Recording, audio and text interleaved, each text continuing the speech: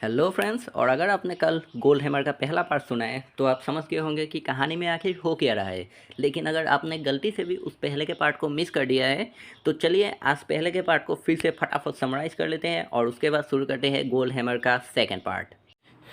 तो कहानी शुरुआत होती है आज से करीब 5000 साल पहले, जब इजिप्ट में राज हुआ करता था रानी प्लेटोरिया का, तबाही का दूसरा रूप, जो पूरी इजिप्ट में चलाना चाहती थी सिर्फ और सिर्फ अपनी तानाशाही। और जो भी प्लेटोरिया के खिलाफ जाता उसका सिर्फ एक ही अंजाम होता और वो है सजाए मौत। लेकिन प्लेटोरिया की तानाशाही सिर्फ और सिर्फ इजिप्ट तक नहीं रुकी, वो असल में पूरी दुनिया को अपने कदमों के नीचे रखना चाहती थी। और ऐसा करने का सिर्फ उसके पास एक तरीका था। कुछ ही वक्त में प्लेटोरिया ने इजिप्ट में जितने भी सारे काले जादू करने वाली जादूगरे थे उन सबको एक साथ किया और मौत के डर से वो जादूगर भी प्लेटोरिया की बात मानने से राज़ी हो गए। उन जादूगरों की मदद से प्लेटोरिया ने पूरी दुनिया में जितनी भी सारी काली ताकतें थे उन सारी काली ताकतों को एक साथ किया और उसके बाद जितनी भी सारी काली ताकतें थे उन सारी काली ताकतों को एक तलवार में बंद करके रखा और जिसका नाम रखा गया द ब्लैक स्पिरिट। लेकिन उसी रात आसमान से इजिप्ट में उतरे द गॉड ऑफ पावर और द गॉड ऑफ पावर के हाथ में थी द गोल्ड हैमर।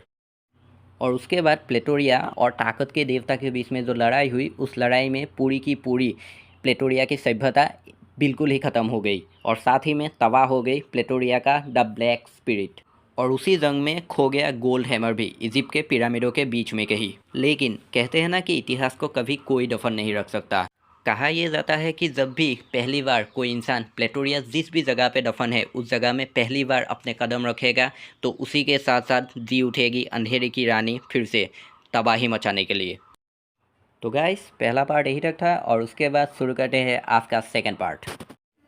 ये कहानी असल में सुना रहे थे अमेरिका के बहुत ही ज़्यादा मशहूर आर्कियोलॉजिस्ट रॉबर्ट यारान अपने बेटे मार्क यारान को।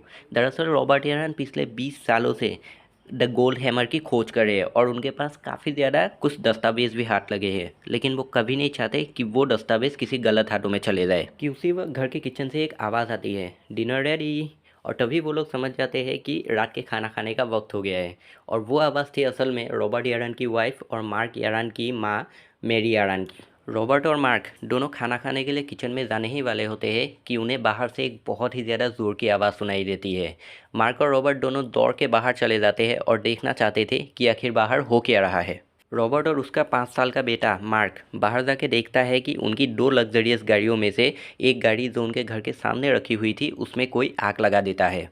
उस वक्त 5 साल के बच्चे मार्क को तो कुछ भी समझ में नहीं आता, लेकिन रॉबर्ट समझ जाते हैं कि असल में ये खतरे की शुरुआत है। और साथ ही में रॉबर्ट देखते हैं कि कुछ 5 से 6 गाड़ियाँ उनके घर की तरफ बहुत ही तेज़ी से बढ़ रही हैं। रॉबर्ट और मार्क जल्दी से दौड़ के घर के अंदर चले जाते हैं और जितनी तेज़ी से हो सके घर का दरवाज़ा बंद कर देते हैं। लेकिन बदकिस्मती से वो लोग रॉबर्ट के घर के दरवाजे के बिल्कुल ही सामने पहुँच चुके थे। रॉबर्ट अपने 5 साल के बेटे मार्क को लेकर अपने पीछे की दरवाजे से निकल भागते हैं और उनकी पीछे रखी हुई दूसरी लग्जरियस गाड़ी में बैठ जाते हैं। लेकिन वो दोनों ही असल में भूल जाते हैं कि वो दोनों घर में अकेले नहीं थे। उनके साथ मार्क की माँ मेरी यारान भी थी जो किचन में काम कर रही थी। थोड़ी ही देर में वो सारे लोग घर का दरवाज़ा तोड़ के अंदर चले आते हैं और उसी वक्त मेरी भी किचन से दौड़ के हुई बाहर चली जाती है ये देखने के लिए कि आखिर हो क्या रहा है। वो लोग जब मेरी को देखते हैं तब वो एक सेकेंड भी नहीं सोचते और उसके ऊपर सीधा गोली चला देते हैं। बड़े बड़े बंदूकों से लैंस काले वाले कोट बूट पहन के वो सारे लोग बिल्कुल ही एक गैंग की तरह लग रहे थे। और तभी सफ़ेद कोट पहने हुए एक बंदा गैंग से बाहर आया और देखने में वही गैंग का लीडर लग रहा था। लेकिन अफसोस रॉबर्ट वो सब अपनी आंखों के सामने देखते हुए भी अपने 5 साल के बेटे मार्क को बचाने के चक्कर में कुछ भी नहीं कर पाए। रॉबर्ट ने गाड़ी स्टार्ट की और फुल स्पीड में वहां से निकल भागने की कोशिश की। रॉबर्ट की गाड़ी की आवाज़ सुनते हुए ही गैंग के कुछ लोग गाड़ी के पीछे शूट करने लगे, लेकिन अफसोस वो रॉबर्ट को रोकने में नाकामयाब हुए। शायद मेरी से ज़्यादा रॉबर्ट को रोकना उन लोगों के लिए ज़्यादा इम्पोर्टेंट था और इसीलिए वो लोग मेरी को वैसे ही छोड़ के चले गए और रॉबर्ट का पीछा करने लगे। और जबकि इतना ही काफ़ी नहीं था, बल्कि रॉबर्ट का घर पहाड़ी के बिल्कुल ही चोटी पर था और वहाँ पे दूसरा कोई भी घर नहीं था, तो मदद का तो सवाल ही पैदा नहीं होता। रॉबर्ट अपने 5 साल के बेटे मार्क को लेकर उन पहाड़ी के एड़े टेढ़े रास्तों में ही फुल स्पीड में अपनी गाड़ी भगाने लगे। लेकिन अचानक अचानक रॉबर्ट की गाड़ी के सामने ही एक दूसरी गाड़ी आ गई और जबकि रास्ते के दूसरी तरफ पहाड़ थे और पीछे रॉबर्ट की मौत आ रही थी, तो रॉबर्ट को कुछ भी समझ में नहीं आया कि उस वक्त किया जाए और रॉबर्ट ने अपनी गाड़ी को पहाड़ के नीचे उतरवा दिया।